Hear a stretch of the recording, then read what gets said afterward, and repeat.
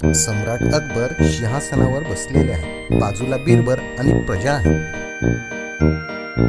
विठ्ठल घाईघाईने दरबारात येतो. महाराज, मला न्याय पाहिजे. माझं सोन्याचं कडं चोरीला गेलं आहे.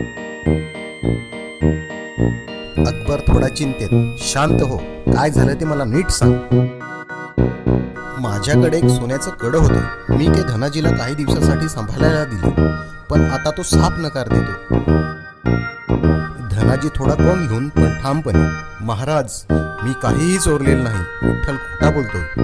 अकबर, दोघांचं म्हणणं ऐकलं, पण खरा कोण बोलतोय हे ठरवणं कठीण आहे. बिरबल, तुला काय वाटतं? बिरबल हसत, हे काम माझ्यावर सोडा महाराज.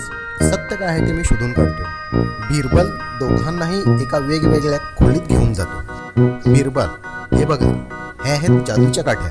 रात्रीतून ज्या माणसाने चोरी केली आहे त्याची काठी एक बोट लांब होईल. प्रत्येकाने एक एक काठी घ्या आणि उद्या सकाळी तशीच परत घेऊन दरबारात या. सत्य काय असेल ते उघड होईल. दोघेही काठ्या घेऊन जातात. धनाजी थोडा गोंधळलेला आणि बेचैन होता. दुसऱ्या दिवशी दोघे पुन्हा दरबारात काठ्या परत करतात. बिरबल दोघांच्याही काठ्या मोजतो, थोडा वेळ विचार करतो आणि मग हसतो. बिरबल, महाराज, मला चोर सापडला.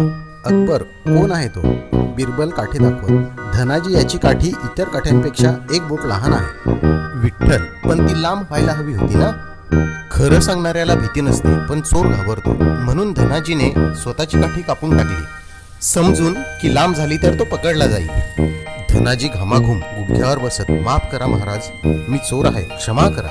अकबर सैनिकांना आज्ञा देतो, तुरुंगात टाका रे याला. विठ्ठल नतमस्तक होऊन, महाराज, तुमचे आणि बिरबलाचे उपकार मी कधीच विसरणार नाही. बिरबल, तुझं चातुर्य आणि बुद्धिमत्ता पुन्हा एकदा सिद्ध झाली. बिरबल नम्रपणे झुकून, माझं कर्तव्य आहे ते महाराज. शेवटी सत्य कधीही लपून राहत नाही, केवळ हुशारीनं त्याला शोधावं लागतं.